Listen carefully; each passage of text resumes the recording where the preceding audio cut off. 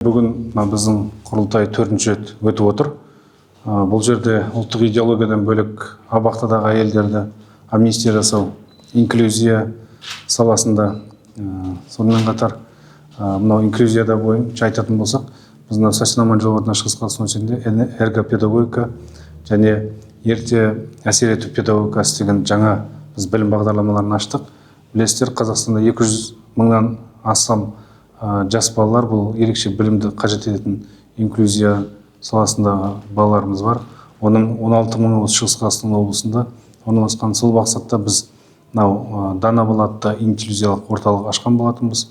Оған премьер-министрдің орынбасары Ермек Беделбайұлы Көшербаев, Тамара Қасымовна Дүйсенова келіп қатысқан болатын.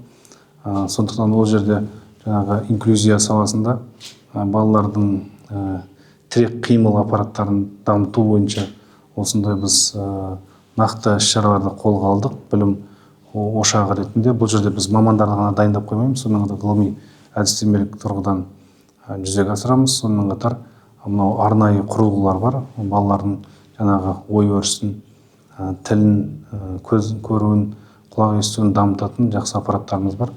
Сол бағытта біздің мықты мамандарымыз жұмыс жасап жатыр. Бакалавриат, магистратура, докторантура дәрежесінде. Енді сонымен қатар бүгінгі құрылтайда көтерілген мәселелер бұл мемлекеттік тілді ары қарай дамыту мәселелер. Сонымен қатар 4 бағыт, 4 түрлі саладағы негізгі мәселелер қозғалды. Әрине құрылтайға 120-дан астам ұсыныстар келіп түсті. Сондықтан да мен ойлаймын, бұл құрылтайдың маңызы өте жоғары. Өйткені қоғамдағы бүгінгі пісіп жетілген мәселелерді дер кезінде шешу мақсатында осы бір алаңға айналды. Сонымен қатар ерекше бағыт бұл жоғарғы білім саласы, білім ғылым саласы. Өте ерекше көңіл бөлінді. Әрине ғылым саласында білесіздер, жан-жақты қолдау тауып отыр. Өйткені ғылымның басым бағыттары бойынша нақты ғылыми жобалар, жаңағы мақсатты бағдарламалық жобалар, гранттық жобалар және мынау мегагрант дейміз, мегагрант дәрежесінде жас ғалымдарды қолдау бағытында нақты ғылыми жобалар ұсынылып отыр. Сонымен қатар жас ғалымдарды баспанамен қамтамасыз ету мәселесі бүгінгі құрылтайда негізгі орын алып отыр. Сондықтан да ғалымдар үшін, ғылымның болашағы үшін жақсы жағдайлар жасалып отыр. Өйткені қазіргі ғылымның негізгі мақсаты бұл нарыққа шығу, яғни коммерциализация дейміз. Осы бағытта әрине біздің Сәрсен Аманжолов атындағы Шығыс Қазақстан университетінде 100-ден аса ғылыми жобалар бар.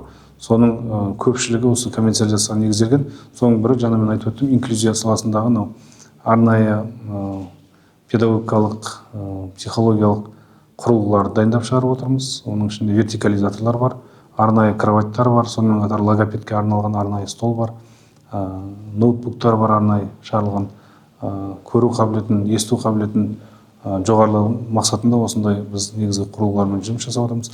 Негізгі тағы бір бағыт бұл президентіміз Қасым-Жомарт Кемелұлы Тоқаев айтып өткен су тапшылығы мәселесі, судың сапасы. Осы мәселе бағытында біз нақты ғылыми жобамыз бұл су фильтрлерін шығару бойынша ғылымға, нарыққа шығаратын нақты жобамыз бар. Ол осы 2025 жылдың тамыз айынан бастап шығарылып отыр. Ол жаңағы қолданысқа берілетін болады.